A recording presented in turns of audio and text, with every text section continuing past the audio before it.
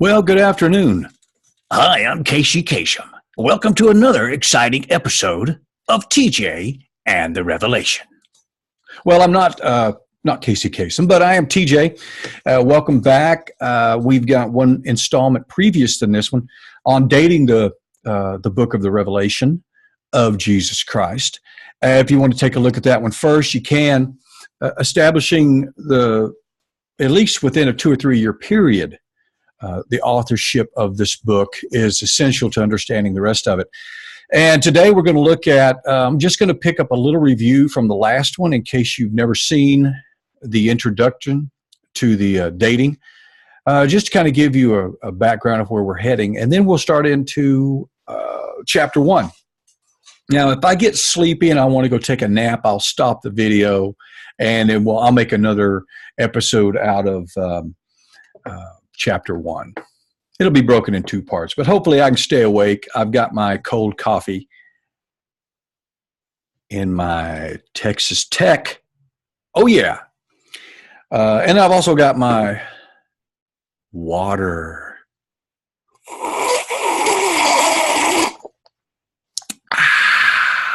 That's good. So I'll probably stay awake. Now, let's get right into it. There's 18 points I want to cover really quick here. Why I believe the book of Revelation was written before 70 AD. And I'm going to actually put it around 65, maybe 66, but right around that area. And there's debate. Nobody knows for sure. So we're all just kind of guessing here. But some of us guess better than others. Okay. Number 1, the Peshitta Bible claims that Revelation was written during the reign of Nero. Number 2, John wrote that the angel told him that he would have to witness to many kings, nations, and people. Now, assuming John lived to age 100, as some believe, when he wrote this, if he wrote it, like some believe, around 96 AD, then John would be about 90 years old. 90 years old. In a culture where the average age of death, the life expectancy was 47. So here's a man that's lived twice as long as anybody else, okay? Now, history tells us that at the age of 90, John was so weak and sickly that they once brought him to a prayer meeting and they had to carry him in. He could only say a few words that he uttered, and then they had to gently carry him back. And that was it. 90 years old. So does this sound like a man who could have carried this message to many kings, peoples, and nations? That's kind of tricky, you know. And I'm sure some people say, well, when the Spirit came over him, then he was able to do it. Well, he wasn't able to utter more than a few words as documented by historians that were there. Okay, on the subject of John speaking to many kings, after 70 AD, there were no Jewish rulers left in Jerusalem for John to witness to, okay? And got to put my glasses on just a second, sorry. Okay, there we go. So in Rome, there was only one emperor before John died that was still in power, Trajan. So where were all these kings and nations that this 98-year-old man was supposed to go witness to? Remember, people that assume a late date of the writing, around 96, so that was supposed to happen between the time John wrote it and the time he died, which was about 5 years. There were no Jewish leaders for him to witness to, and there was only one leader in Rome during that time before he died. So it doesn't make sense that the angel would tell him this in 96. Now, it does make sense that the angel had him write this in the mid-60s, because then he would have 40 years to go speak to many kings. And we know for sure in the mid-60s forward, there were about 5 or 6 more emperors in Rome that they passed through: Galba, Otho, Vespasian, Domitia, yada, yada, and yada. Okay, so we'll get all past those details. Who cares about the details? All right. So John was also told to go measure the temple. There was no temple for John to measure in 96. Why didn't this confuse John? Now, the angel didn't say, oh, go measure this heavenly temple that's way up there in this vision. No, he told him, go measure the temple. The only temple John was aware of was the temple that was in Jerusalem at the time he wrote this. So, point being, why would the angel confuse John by telling him to measure something that wasn't there? And why didn't John say, wait, there is no temple. It was destroyed 30 years ago, back in 70 AD, when Rome invaded, right? If he told him this in 65 AD, there was a temple. Okay, number 5. This is part of the last point I made. In chapter 17, verse 10, and it says there were 5 kings. One was to come, one was. So you've got 5 kings that already have been: Julius, Augustus, Tiberius, Caligula, and Claudius. Nero was currently the king, and Galba was going to come for a little while. That's what the scripture says. And that little while lasted about 6 months. So chapter 2, verse 9, and chapter 3, verse 9, called the synagogue. The temple was called the synagogue of Satan. In 96, there were no synagogues in Jerusalem, so there would be no reason to call something that didn't exist a synagogue of Satan. There were no synagogues in Jerusalem after 70 AD. Am I making that plain enough? Okay. Number 7, references like soon and shortly demand strong consideration of a first century fulfillment. In fact, we get Jesus in chapter 1 and then in the last chapter bookending everything by saying, behold, I'm coming quickly. I'm coming soon. Okay, so we have to take that in consideration. Number 8, John wrote to 7 churches. Had he written in 96, there would have been way more than 7 churches. And if he meant 2,000 years later, those original churches do not exist as Christian churches anymore.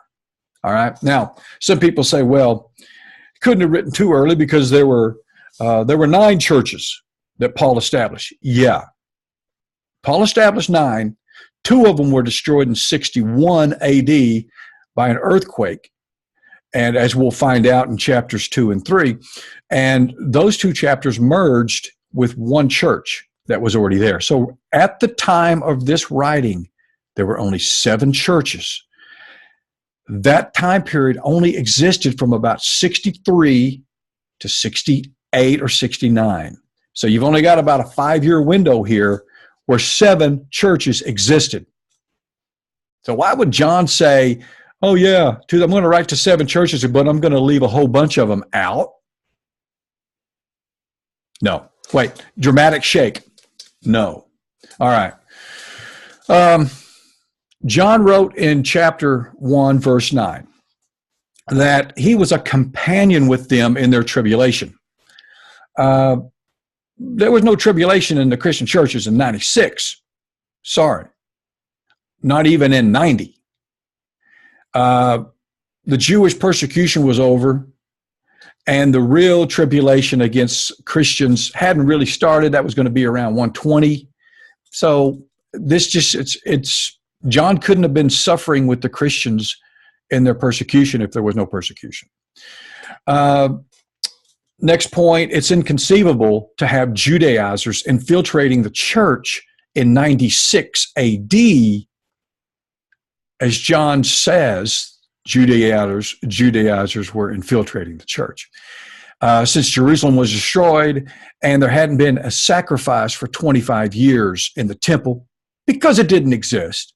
So how effective could a Jewish Judaizer have been trying to persuade a Christian to return to Judaism with no feast, no festivals, no sacrifices in 96 AD? Hey, I'm a Judaizer. You Christians need to incorporate Judaism into your spiritual life.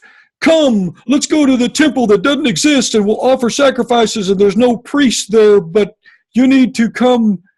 No. Now, if Revelation was written during the mid-60s, perfect. There's a reason that Judaizers were having success drawing Christians back into Judaism. So, again, it makes no sense that the book of Revelation was written after 70 AD. Revelation was written to reveal, not obscure and hide. Why would John have instructed them to calculate the number of the beast if that were an impossible task for the recipients of that letter at that time? If John knew, well, hey, if God knew, if Jesus knew that the beast was not going to be revealed for 2,000 more years, why would he tell that generation to try to calculate the number? That's just mean. That's cruel and unusual punishment. Anyway, doesn't make sense, does it? Now, John writes in chapter 1, verse 9, grace and peace to them. That's what I wrote. I write grace and peace to you. How could they have been trying to figure out how could they have had grace and peace if they're sitting around trying to figure out the mark of the beast and they were being confused because there's no way they were going to figure it out because it wasn't going to happen till sometime in the 21st century. There's no way that they could have ever had peace. So that doesn't make sense either. Okay. Revelation 2:9. Jesus said he knew their works and their tribulations. There were no tribulations in 96. It also tells them that some of them are Jews, but are not. John wrote that. I'm going to pretty well guess there were no Jews claiming to be Jews in 96 AD. I mean, think about it. What happened to every Jew that claimed to be a Jew? Rome hunted them down and killed them. They even followed them to Masada in 73 AD and continued wiping out Jews. They weren't wiping out Christians, they were wiping out Jews. So what kind of sane person would still be running around in 96? I'm a real Jew. And they just found him and killed him. So that makes no sense, okay? Plus, there was no temple for them to actually prove their genealogy. See, all the records were at the temple. If you couldn't prove you were a Jew, you were not a Jew, all right? There was a historian called Theophylact, and he wrote this about John. He wrote it when he lived in exile in the island of Patmos 32 years after the ascension of Jesus. Let's do the math. That makes it AD 65. Now, unless Theophylact had some kind of agenda and he was just trying to mess with people's minds, he wrote what he knew to be true. Now, others wrote what they thought to be true. But you're going to see that most of the evidence is going to point to a pre-70 writing of the book of Revelation. Number 16, in chapter 7, there's 12 tribes that John's talking about. After 70 AD, there were no tribes because there were no records to decide who was really a tribe. That could never be confirmed again. It's not confirmable today. So, number 17, Historians place the banishment of John immediately after the deliverance from a boiling cauldron of oil. Jerome says that boiling cauldron of oil event happened during the reign of Nero, commanded by Nero. So, we just found out two things.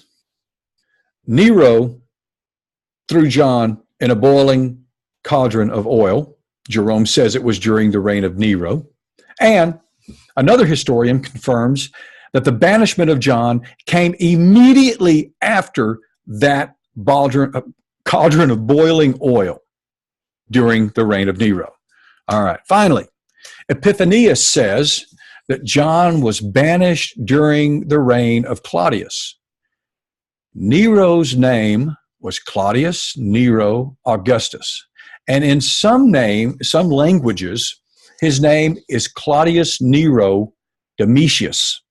So, there's 18 reasons to accept an early date for writing. Now, some skeptics claim that Laodicea experienced an earthquake around 60 AD and that they could not have possibly rebuilt in 7 years. Yet some accounts refer to this town as rebuilding with no Roman help. They were pretty prosperous, as we're going to find out about Laodicea. They had the money. And if you could rebuild your city in 3 years, you're going to get pretty arrogant. You're going to do it without Roman help. That could have easily led to their arrogance in building so quickly. Okay, the later date of the authorship of 96 AD depends solely on the quote of Irenaeus, which is filled with internal and external problems, which I outlined in the previous introduction to dating the book of Revelation. Many other respected sources believe an early date is cohesive with the Revelation and historical events. Okay, so let me stop there. I'm just going to tag this one, and we'll resume again with starting with chapter 1. This is just an introductory to chapter 1. We'll just call it that, okay? So y'all hang tight, go back and check the web videos and find chapter 1.